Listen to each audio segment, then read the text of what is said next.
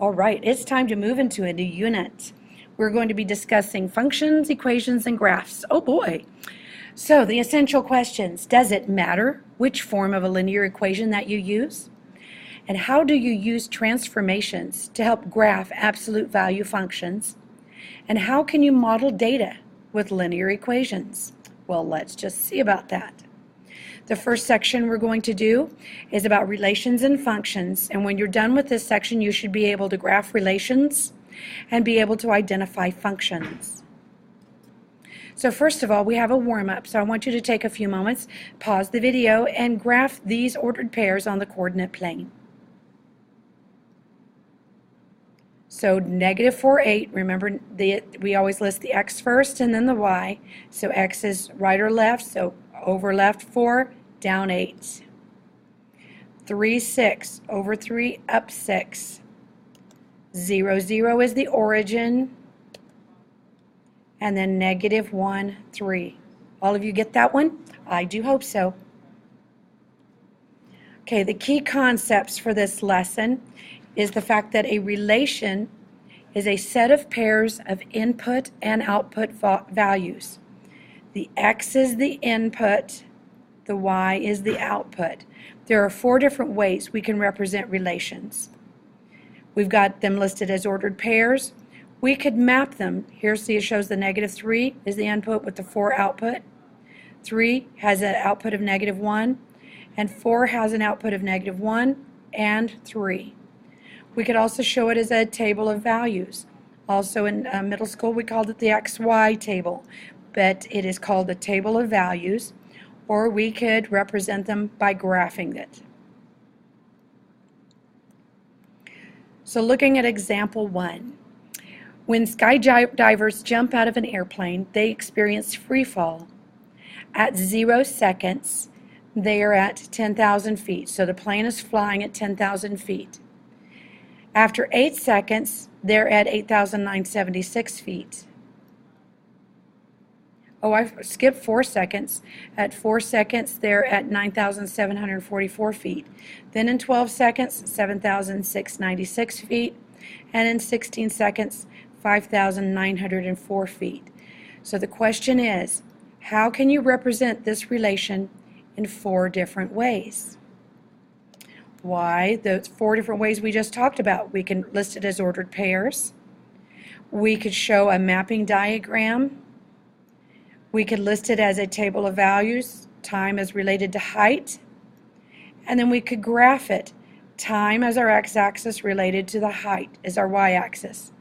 Notice this right here. This is like skip a few. Have you ever counted 1, 2, skip a few, 99 to 100? So this is showing that this is a broken graph. It's skipping from 0 to 5,000. Okay, just wanted you to point that out. So the key concepts for this lesson: the domain is the set of all inputs. So the domain is x. The range is the set of all outputs. So the range is the y. A function is a relation in which each element in the domain corresponds to exactly one element of the range. And finally, there's the vertical line test. If any vertical line passes through more than one point on the graph of a relation, then it is not a function. So what does this all mean? Let's look at example 2. We are to determine whether this relation is a function or not, and we're also to state the domain and the range. So first of all, I want you to pause and look at A for a moment. Look at all the x values. That's the domain. The domain is the set of all the x values: 0, 1, 2, 3, 4. Now the range is the set of all y values. Put them in numerical order. It'd be 0 and a 1. You only have to list it once, and then a 2. And the reason it's a function is because this 0 goes to 1. 1 goes to 0. See each one of these? 2 only has its own answer. There's not more than 1, 2 x value that goes to the same y value. So you don't have 2 going to 1 and then 2 going to 3. Okay, so let's look at B. I want you to pause the video for a moment and list the domain and range. All right, you got the domain and range listed. Now look, see, sometimes 1 goes to 4, sometimes 1 goes to -8.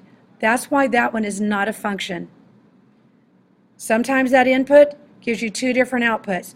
That's like putting $1.25 in the pop machine, and sometimes you get a Dr. Pepper, and sometimes you get a root beer pushing the same button.